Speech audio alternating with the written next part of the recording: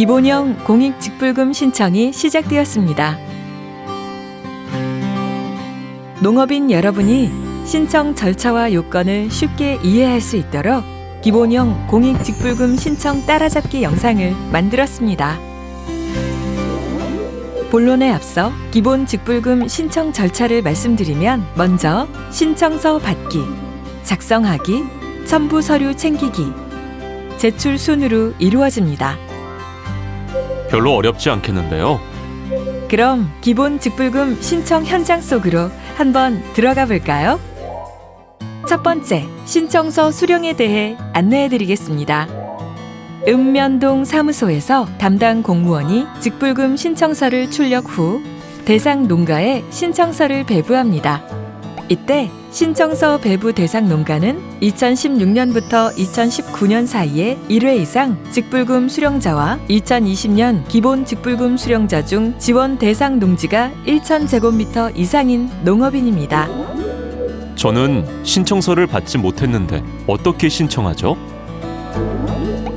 신규 농업인 등 신청서를 받지 못한 경우에는 경작 사실 확인서 등 관련 서류를 준비하시고 읍면동 사무소를 방문하신 후 신청서를 받으셔서 작성하시고 신청하시면 됩니다.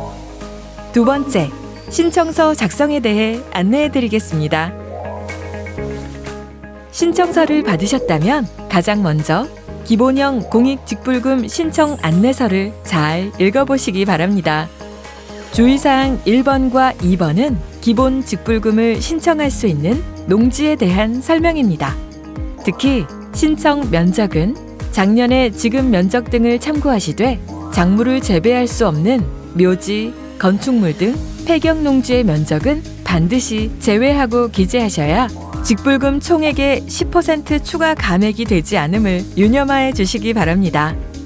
주의사항 3번에는 등록한 경영 정보를 바탕으로 추정한 예상 직불 유형이 나와 있습니다. 예상 직불 유형이 면적 직불금인 경우 면적 직불금을 신청하시면 됩니다. 다만 면적 직불금 예상액이 120만 원 미만이고 농촌 거주 기간 3년 이상 등 본인이 소규모 농가 직불금 신청 요건을 충족한다고 판단될 경우 소규모 농가 직불금을 신청하는 것이 가능합니다. 한편 예상 직불 유형이 소규모 농가 직불금인 경우는 신청의 편의를 위해 요건 중 일부인 경지 면적과 농촌 거주 기간 등을 고려하여 추정한 결과입니다. 특히 경지 면적이 0.5헥타르를 초과하는 농가의 경우에도 면적 직불금이 120만 원 미만인 경우 소규모 농가 직불금 예상자로 분류하였습니다. 면적 직불금 선출액이 소규모 농가 직불금 지급액인 120만 원보다 적은 경우 0.5헥타르가 넘는 면적을 경작하더라도 다른 요건을 충족하면 소규모 농가 직불금을 받을 수 있다는 뜻이군요. 다만 소규모 농가 직불금 신청 대상자로 표시되어 있더라도 본인의 농촌 거주 기간, 영농 종사 기간, 농업 외 종합소득 등 소규모 농가 직불금 요건을 감안하여 하나라도 충족되지 않을 경우 면적 직불금을 선택하시면 됩니다. 주의사항 4번에는 본인이 농업 경영체에 등록한 농지 중 농지 전용 여부, 토지 대장 말소 여부, 임차 기간 등을 표시하였습니다. 전용 필지는 신청할 수 없습니다. 다만 전용이 취소된 경우 등 농지로 이용되는 농지라면 읍면동 확인을 받으시기 바랍니다. 토지 대장 말소 필지도 신청할 수 없으며 분필 또는 합필된 최신 필지가 있다면 그 필지로 경영체 변경을 하시고 신청하여 주시기 바랍니다. 금년 9월 30일 이전에 임차 기간이 만료되는 농지는 사전에 임대차 계약서를 갱신하시고 경영체 정보를 변경하시고 직불 신청을 하여 주시기 바랍니다. 주의사항을 잘 숙지하셨으면 이제 신청서 작성을 시작해 볼까요? 상단에서 본인의 농업 경영체 등록 번호와 농업인 번호를 확인할 수 있습니다. 그 아래 1번 신청인欄에 성명, 주민등록번호, 주소 등 신청인 인적사항을 적어주시면 됩니다. 특히 소규모 농가 직불금 신청의 경우 농업인이 아닌 농가를 대상으로 지급하기 때문에 농가 구성원 중 한 명만 신청하는 것을 꼭 기억해 주세요. 다음 단계로 소규모 농가 직불금을 신청하시는 경우에는 신청서 내에 가족관계 인적 정보를 작성해 주셔야 되는데요. 면적 직불금 신청자는 이 단계 패스. 가족 구성원 포함 여부는 주민등록 등본과 가족관계 증명서를 기준으로 작성해 주세요. 이 두 서류는 신청서 작성 때에도 필요하지만 신청 시 함께 제출하셔야 되니 꼭 챙겨주세요.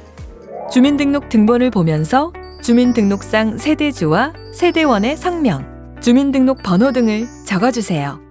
다음으로는 가족관계 증명서를 보면서 주민등록표 상에 없는 배우자, 미혼인 19세 미만 직계 비속, 혼인 이외의 사유로 세대분리 기간이 3년 이내인 가족을 적어주세요. 나이나 세대분리 기간은 신청 시점을 기준으로 판단하며 결혼한 자녀는 절대 작성하지 않으셔야 합니다. 가족관계 인적 정보를 작성했다면 맨 하단에 공지 내용을 읽어보시고 확인란에 체크해 주시면 됩니다. 다음은 이쪽 작성입니다. 직불금 수령을 위해 연락처, 은행, 계좌 번호를 적어주세요. 그 아래는 기본 직불금 신청란인데요. 이 정보는 소규모 농가 직불금 신청자와 면적 직불금 신청자 모두 작성해 주셔야 합니다. 좌측에는 본인이 농사 짓고 있는 농지의 필지별 정보가 이미 적혀 있는데요.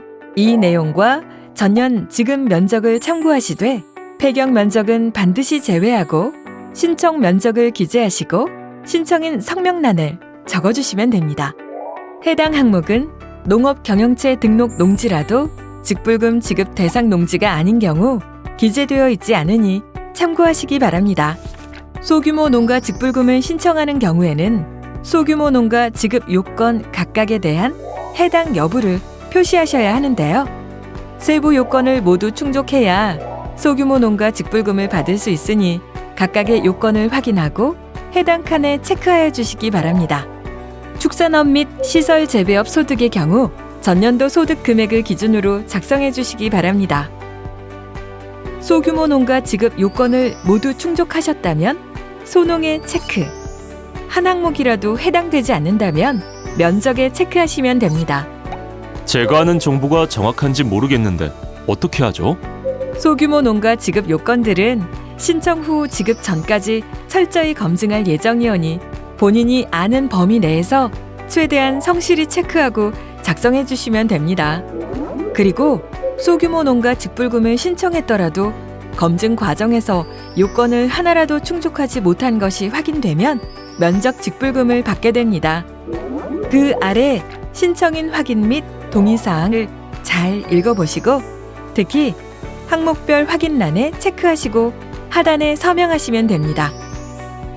다음으로는 행정정보 공동 이용 등에 대한 동의, 개인정보의 이용 및 제3자 제공, 활용 동의사항을 읽은 후 동의란에 체크하시고 하단 서명란에 서명하시면 됩니다.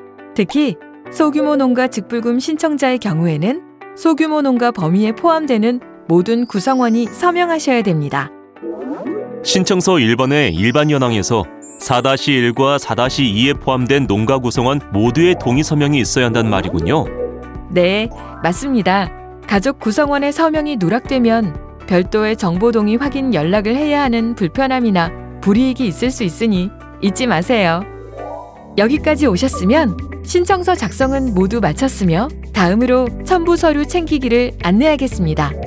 필수 제출 서류로는 기본 직불금 등록 신청서가 있으며 신규 신청, 농지정보 변경 등이 있는 자 등 필요한 경우 농가 구성원을 확인할 수 있는 주민등록 등본과 가족관계 증명서, 실경작을 증명할 수 있는 경작 사실 확인서, 임대차 계약이 9월 30일 이전에 종료되는 농업인이나 기본 직불금 신청인과 농지 임차인이 다른 농업인은 임대차 계약서 등을 추가로 제출하여 주시기 바랍니다. 신규 신청자와 관외 경작자는 경작 사실 확인서를 제출하시기 바랍니다. 또한 땅을 임차한 농업인은 임대차 계약서를 제출하시기 바랍니다. 부득이하게 임대차 계약서 제출이 어려운 경우 해당 농지에 대한 세금 납부 영수증과 확인서를 함께 제출하시기 바랍니다. 또한 소규모 농가 직불금 신청자의 경우에는 주민등록 등본과 가족관계 증명서를 같이 제출하셔야 합니다. 첨부 서류까지 챙기셨다면 이제 신청서 제출만 하시면 되는데요. 작성하신 신청서와 첨부 서류를 챙기셔서 농지 소재지 읍면동 사무소로 제출하시면 기본 직불금 신청 끝! 읍면 동사무소 방문 시에는 코로나19 감염을 예방하기 위해 마을별 신청 기간에 맞추어 분산하여 방문하고 마스크 착용 등 개인 위생에도 신경 쓰자고요. 신청과 관련하여 더 궁금한 사항이 있으시면 읍면동 사무소로 연락 주시면 친절히 안내해 드리겠습니다. 이상 기본형 공익직불금 신청 따라잡기는 여기서 마치겠습니다.